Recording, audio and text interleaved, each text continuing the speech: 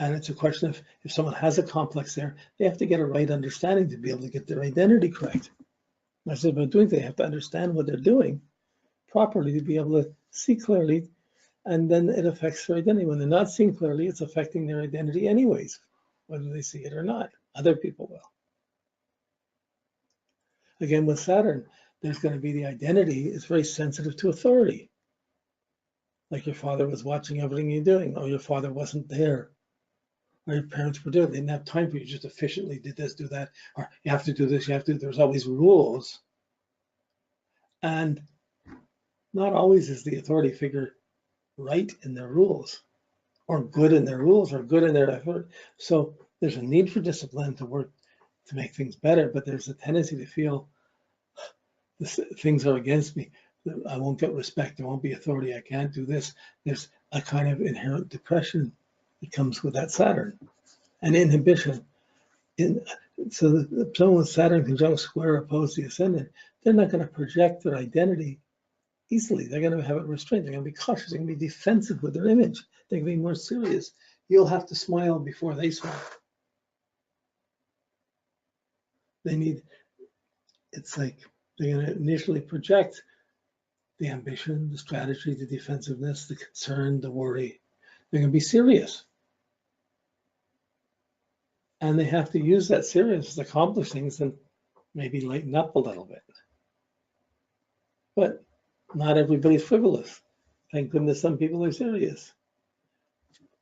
In the scheme of things, you get in that attitude, it's going to affect the friends that you have, what you project out in the world, and what you can accomplish. If you're always serious, you get serious friends, but you don't get really, it's harder to make jovial friends and people that align with you easily. So, I mean, I can only just touch these lightly because we got to go through them all, but the Saturn adds that seriousness or the weight.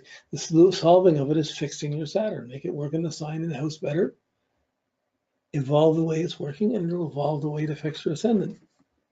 And it also will work its way around the wheel until it comes down to your IC. And working on the IC is probably the most important thing on a continuous basis. Okay, when you get to the outer planets, extreme factors are going to be hitting that ascendant. So Uranus conjunct square opposed to ascendant adds an eccentricity, a hyperness, a wiredness, an instability, an excitement to that ascendant. They don't have the patience to put up with normal things. They're trying to break away. They don't fit in. It's nervous and restless. And it's that restlessness is there around relationships. It was there between the parents' relationships. This nervousness is just what when you were born.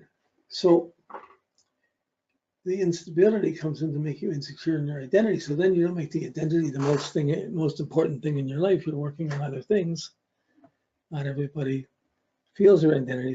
The identity is important because it's how you package your inner depth as you're coming out. You package it this way and you put it out in the world. If you're not working it properly, you're not putting it out in the world properly, you won't accomplish the same amount. Or not in normal ways. You have to work independently. But often there's a rebellion, other people let you down, things break away, and you have to go on even though that happened. How many people in the world have had to immigrate or move or don't live in the country that they were born in? But how basically most people live within 50 miles of where they're brought up, where they're born. Most natural. A lot of people in the world.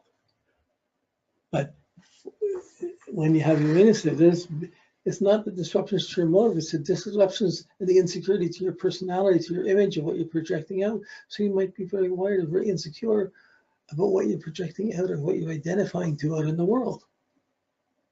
And that's going to affect the friends and the people you attract and what you accomplish.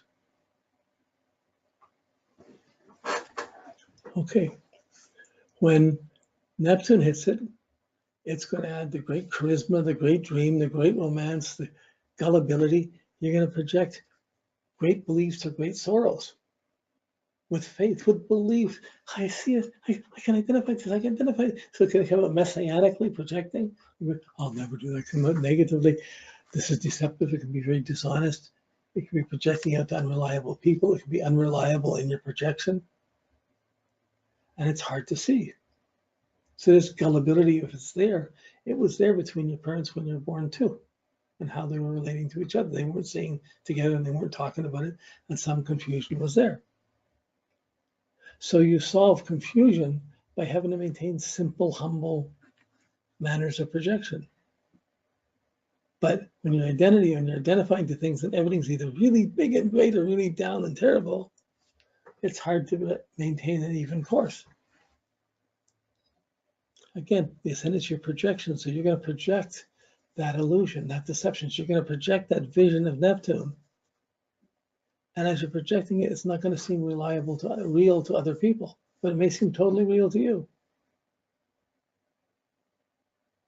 Maybe clueless is a good word, but usually when someone has these outer planets, they take on a challenge in the world, like someone with Neptune, they find a cause to happen and they fight for that cause.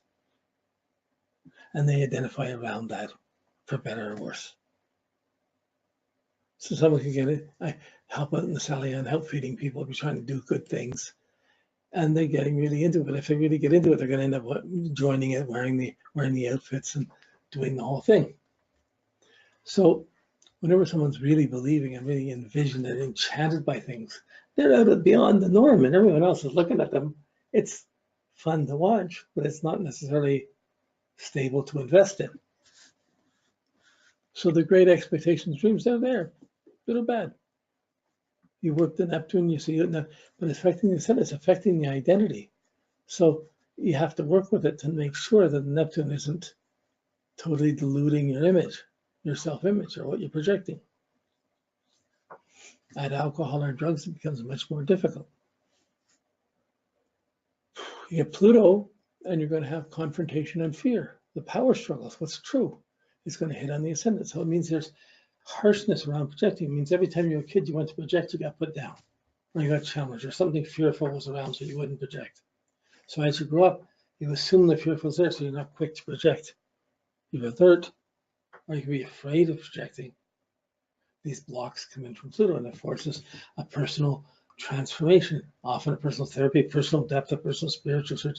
Just, who am I? But when you meet someone, Pluto conjunct or square or opposed or ascendant, they're not projectors, they're holding back, and they have this aloofness or coldness, and talk to me, what's happening? Like, you're trying to be friendly, and they're just being threatened.